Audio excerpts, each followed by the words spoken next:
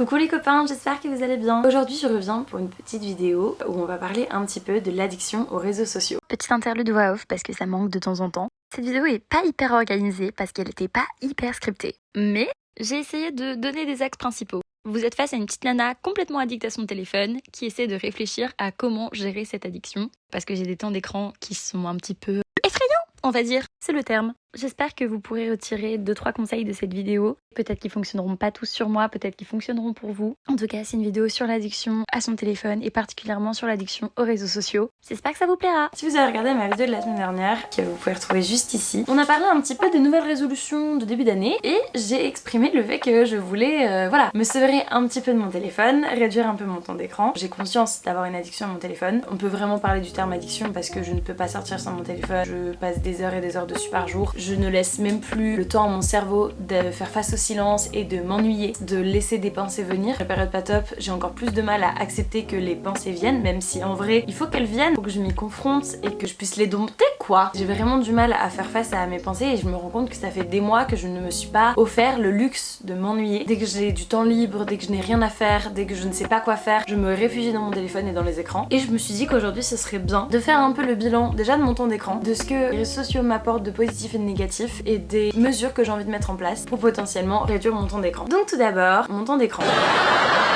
Mon temps d'écran est à 2 chiffres en ce moment, des temps d'écran qui font extrêmement peur. Quand je vais pas très bien, c'est un truc que je gère très mal. Je me réfugie dans mon téléphone parce que ça m'évite d'avoir à gérer mes émotions. Ce qui est pas forcément une très bonne façon de faire. Après, il y a aussi le fait que mon téléphone ce soit le maintien de mon lien social. J'ai passé des heures et des heures sur Snapchat ces dernières semaines, des heures et des heures sur Instagram. Ce sont mes applications de messagerie. J'utilise pas WhatsApp, j'utilise pas les messages. Ça m'arrive seulement avec mes parents, mais sinon tous mes amis, on parle sur Instagram, on parle sur Messenger, on parle sur Snap. Puisque je parle à beaucoup de personnes en même temps, dans plein d'endroits de la France. C'est la façon que j'utilise pour garder du lien avec mes amis qui font des études à l'étranger ou qui font des études dans d'autres villes. On va dire qu'il y a à peu près 2 heures de pure sociabilisation qui sont juste des snaps ou des messages pour garder du lien avec des gens. Là où ça dérange, c'est TikTok, où je passe 1 ou 2 heures par jour. C'est pas pour converser avec mes potes, c'est vraiment du temps à scroller dans le vide. Je perds quand même un temps phénoménal dessus. C'est un refuge, du coup je ne passe pas du temps avec mes proches ou je ne passe pas du temps à faire des activités que j'aimerais bien faire. Par exemple, ça fait des mois que j'ai pas fait d'aquarelle. C'est quelque chose qui pourrait me détendre, surtout dans cette période là, mais je n'arrive pas à commencer de l'aquarelle. Je pense que le plus dur quand on est addict à son téléphone, c'est de ne pas aller dessus. C'est un truc phénoménal hein, mais moi j'ouvre des applications sans même m'en rendre compte. C'est-à-dire que je sors mon téléphone pour regarder l'heure, hop, machinalement je vais l'ouvrir et hop, en 2 secondes je suis sur Instagram. Et qu'est-ce qui s'est passé? Pourquoi je suis sur Instagram? À qui suis-je en train de parler? J'ai vraiment ce problème en fait. J'ai déjà essayé hein, de laisser mon téléphone dans une autre pièce, pas chez moi parce que vous savez que chez moi il y a qu'une pièce. Les réseaux sociaux ça a évidemment du négatif, certes du positif, mais je pense qu'il y a beaucoup de négatif.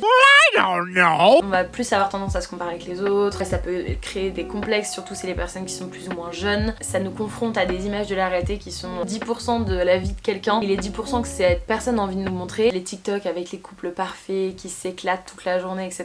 Ce sont des couples, hein. Comme tout le monde ils ont des disputes, comme tout le monde ils doivent avoir des difficultés à surmonter. Et ça c'est des choses que les gens ne mettent pas sur les réseaux sociaux. Et ça c'est un truc où moi j'avais tendance parfois à me perdre sur des comptes TikTok de couples qui avaient l'air parfaits, hyper heureux, hyper épanouis, de famille qui était géniale, etc. Jusqu'à en oublier que, mais dans chaque relation, il y a des moments où ça va pas trop, il y a des difficultés à surmonter. Et c'est ça le problème avec les réseaux sociaux, c'est qu'on a l'impression de connaître les personnes, on a l'impression de savoir ce qu'ils font de leur vie, mais en fait, ils montrent même pas 10%.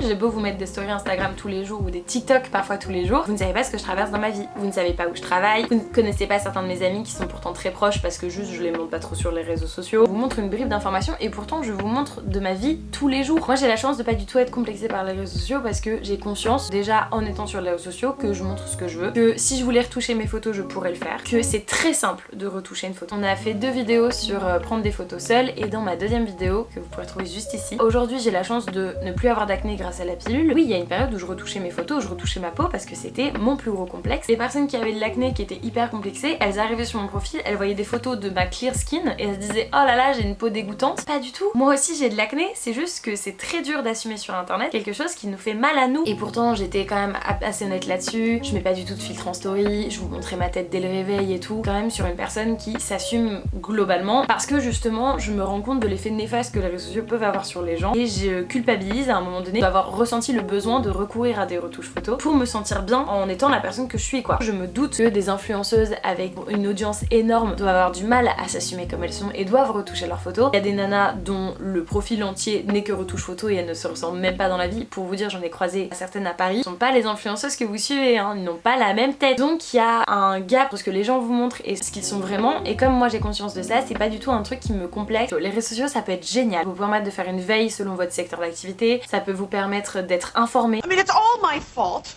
And you know why? Because I make very bad decisions. L'un des premiers pas à aller pour avoir une relation saine avec les réseaux sociaux, c'est décider pourquoi vous allez sur les réseaux sociaux, c'est-à-dire est-ce que vous y allez pour vous divertir et dans ce cas-là, vous vous abonnez à des choses qui vous divertissent en fonction de vos centres d'intérêt. Vous y allez pour de l'informationnel, est-ce que vous allez vous abonner à la presse, vous y allez pour juste passer du temps avec vos amis, vous abonnez qu'à vos amis et que dans votre feed il n'y a que vos amis et les publicités. Donc dans ce cas-là, vous allez passer sûrement moins de temps que si vous étiez abonné à des gens qui créent du contenu beaucoup plus régulièrement que vos potes. Et une fois que vous avez cadré ça, je pense que vous allez avoir une relation qui est déjà plus saine avec les réseaux sociaux. Moi c'est la première étape que j'ai faite, c'est-à-dire que j'ai recadré sur certains réseaux sociaux ce que je voulais. Sur Twitter je me suis désabonnée de personnes, je me suis abonnée à toute la presse possible, francophone, anglophone, je me suis abonnée à plein de politiciens, je me suis abonnée à des journalistes. Quand je vais sur Twitter, c'est là où je prends mon shot d'informations. J'ai arrêté de suivre des gens parce qu'ils sont beaux. Toutes les actrices, les mannequins, etc. J'en ai cliné plein. Elles ne m'apportaient rien. Elles ne m'apportaient pas de connaissances, elles ne m'apportaient pas spécialement de contenu très artistique. Il y a des nanas encore qui sont très belles et que je suis parce qu'elles font du contenu esthétique, que je trouve beau, qui m'inspire. Suivre des gens juste parce qu'ils sont beaux et à chaque fois qu'ils arrivent dans notre feed se dire oh là là pourquoi je suis pas comme elle, pas forcément très simple. Parce que je n'en pouvais plus d'aller sur Instagram et de juste voir des photos parce que j'avais l'impression de perdre mon temps. Moi les réseaux sociaux c'est une source d'information mais vous avez pas idée. Sur Instagram je me suis abonnée à quasiment tous les médias. En faisant ça, Instagram s'est dit ok ça lui plaît vraiment. Je me suis abonnée à des hashtags aussi qui m'intéressaient par rapport aux actualités. Maintenant quand j'ouvre Instagram, la probabilité que je tombe sur la presse est énorme. On va faire le test ensemble. J'ouvre Instagram, Le Figaro. Ensuite je descends, Le Monde, France Culture, Le Monde, une pub, Arte, Le Monde, Arte, Le Monde, Le Monde, Le Monde, Le Monde, Le Monde. Mais mon dieu, mais qu'est-ce que Le Monde publie? Mais voilà, vous avez une petite idée maintenant de mon feed Instagram, c'est un feed qui me permet d'avoir des actualités. J'emmagasine de la connaissance et ça me fait du bien. Je sors d'Instagram, j'ai appris quelque chose et j'ai pas l'impression d'avoir perdu mon temps. La même chose pour Twitter, pas vraiment la même chose pour TikTok et c'est aussi pour ça que maintenant, vu qu'Instagram c'est principalement de la presse, je me réfugie sur TikTok pour avoir du contenu plus divertissant. Puisque je me réfugie dans les réseaux sociaux pour être diverti, Instagram ne remplissant plus vraiment cette fonction, je me suis mise sur TikTok, qui est pas forcément une solution. Y a rien de mal à vouloir se détendre, y a rien de mal à s'autoriser à aller sur les réseaux sociaux si ça ne vous fait pas de mal en fait. Bon, parfois j'ai des gens beaux et je les like parce que je suis pas très cohérente. Je sais pas où je vais avec cette vidéo parce que j'ai vraiment rien scripté donc les informations c'est quelque chose qui encombre beaucoup le cerveau et qui est parfois très prenant. Du coup ça fait que je passe moins de temps sur ces réseaux sociaux qu'avant parce que au bout d'un moment j'en peux plus de lire des infos. J'ai eu ma dose d'infos, c'est bien et du coup je quitte ces réseaux sociaux là. Je pense que c'est aussi pour ça que Snapchat et TikTok ont énormément augmenté dans mon temps d'écran. C'est parce que sur Snapchat je parle qu'avec mes potes et sur TikTok j'ai que du divertissement pur. Après pour l'instant c'est une situation qui me convient, c'est-à-dire que ça me dérange pas qu'il y ait ce partage d'informations, de divertissement, d'amis selon ces réseaux et que ça me dérange pas que ce soit agencé comme ça. Ce qui me dérange c'est le temps que je passe sur chaque réseau. 2 heures quand j'ai envie de dormir et qu'il est 23h30 et que je scrolle jusque 2h du matin, ça nique mon rythme de sommeil, ça nique ma santé, ça me fait perdre du temps, je me sens pas fière de moi, j'ai l'impression d'avoir rien accompli, de m'être empêchée de réfléchir aussi et c'est un truc qui me dérange. Déjà évidemment j'ai mis des limites sur les applications, c'est-à-dire qu'au bout d'une heure l'application se shut down. Si je vais sur l'application et que j'ai envie d'aller sur TikTok, y a pas de souci, je vais appuyer sur ignorer pour 15 minutes ou ignorer pour 1 minute ou ignorer pour la journée. Déjà ça me fait un déclic de me dire ok j'ai déjà passé 1 heure sur cette application, il est 9h du matin, on est dimanche. Ça me permet aussi en fait de ne pas avoir la notification. Quand j'ai passé mon heure d'Instagram ou mon heure de TikTok, si je ne vais pas sur l'application directement pour moi aller me détendre ou moi aller parler à mes potes, je ne reçois plus les notifications parce que mon application est coupée. Vous avez un iPhone pour le coup, dans l'optique de réduire le temps d'écran des gens, ils ont inventé des modes qui sont le mode focus, le mode sleep, le mode travail, le mode fitness et le mode personnel. Quand vous allez sur ces modes, vous pouvez aller dans les settings et voir en fait les gens qui peuvent vous appeler, les applications que vous décidez d'avoir ou non, à partir de quand vous le de tourner automatiquement. Moi par exemple, c'est un truc que je faisais quand j'arrivais au travail, j'avais géolocalisé mon travail et donc dès que je m'approchais de mon travail, mon téléphone passait automatiquement en mode work sans que je m'en rende compte. Je n'allais recevoir que les applications liées au travail, notifications Teams, mail, ce genre de choses. Je ne recevais plus les notifications d'Instagram, les notifications de Snapchat, les notifications de TikTok. Malgré moi, comme je n'avais pas des notifications, je n'allais pas sur ces applications. Et donc j'étais beaucoup plus concentrée au travail, j'ai des notifications et donc quand je suis sollicitée par mes potes, je vais avoir du mal à résister, sachant que je sais qu'ils m'ont contacté. Alors que quand je suis dans ce mode focus ou mode work ou mode fitness, je n'ai pas besoin d'aller sur ces applications parce que je ne suis pas sollicitée. Si je vais aussi souvent sur ces applications, c'est déjà parce que je suis très active dessus, donc j'ai souvent des gens qui vont réagir à mes stories, des potes qui vont me contacter parce qu'ils savent que je suis toujours sur mon téléphone. Et le problème c'est que comme ils savent que je suis toujours sur mon téléphone, ils se permettent de me contacter tout le temps parce qu'ils se disent que je vais répondre tout le temps. Et ils ont raison parce que je suis une addict. Il y a quelque chose que je faisais avant que j'ai arrêté de faire et qu'il faudrait que je refasse parce que c'est très efficace, c'est de s'interdire avant une certaine heure d'être sur son téléphone. Tout ce que je fais c'est que je me mets en mode sleep. Ce que j'aimerais bien essayer de faire aussi c'est de couper mon téléphone 1 heure avant d'aller dormir. Comme ça je gagne 1 heure, je me calme, je vais lire un truc, je vais faire d'autres activités. Donc ça c'est des trucs pour limiter le temps d'écran. Et je pense que la clé, passer moins de temps sur son téléphone, elle est très très simple. C'est voir des gens. C'est un truc que là je suis en train de faire de plus en plus, de sortir, de voir mes potes, etc.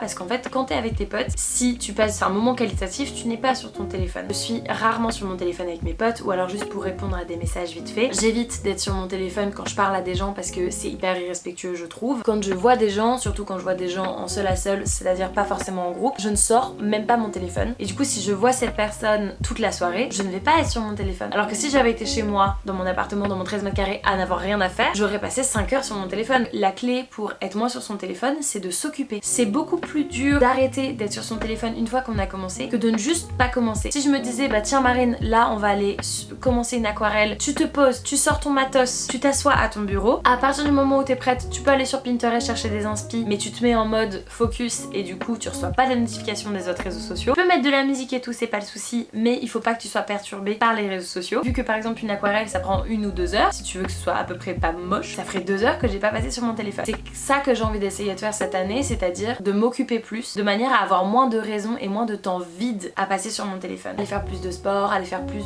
d'art, voir plus mes amis, aller plus au resto, partager plus de moments qualitatifs avec les autres pour ne pas avoir besoin de partager des moments qualitatifs en ligne. Je sais pas exactement ce que cette vidéo donnera, je sais pas exactement si ça va vous donner des astuces, ça va vous donner des conseils à mettre en place, je sais pas si je les mets en place, si je vais les tenir, si ensuite ça va vraiment m'aider, si c'est la clé, la solution pour essayer d'être moins sur mon téléphone. On va dire que c'est des choses que je vais essayer de mettre en place et puis on verra d'ici quelques mois comment ça se passe. Si finalement ça m'a permis d'aller dans une autre routine, j'espère sincèrement que oui. Si ça a échoué, c'est pas grave. Je suis pas parfaite. J'aime beaucoup tout ce qui est digital. J'aime beaucoup les réseaux sociaux. C'est une façon pour moi de communiquer. C'est une façon d'être créatif. C'est plein de choses. Je sais que je vivrai jamais avec 1 heure de temps d'écran par jour. J'en ai bien conscience. Je parle à mes potes bien plus qu'1 heure par jour. Parce qu'ils sont constamment dans mon slip et qu'ils vibrent toute la journée pour me raconter leur vie. Et que je suis une bonne amie. Donc j'écoute et je réponds. Il faut que je choisisse quand je vais sur mon téléphone et que ce soit pour des bonnes raisons. Être sur les réseaux sociaux pour être sur les réseaux sociaux parce que je suis addict aux réseaux sociaux, c'est pas une bonne raison. J'espère que 2023 sera l'année où j'arrive à réduire mon temps d'écran. J'avais réussi en 2021 et puis en 2022 j'ai ressombré. J'espère que la vidéo vous a plu, que vous aurez quelques conseils à peut-être récupérer si vous faites face à la même problématique que moi. Courage, on est ensemble. Si vous avez aimé cette vidéo, n'hésitez pas évidemment à la liker, la commenter, la partager, vous abonner à ma chaîne pour ne pas rater les prochaines. Ça rime, c'est trop mimi. Vous abonner à ma chaîne pour ne pas rater les prochaines. Non.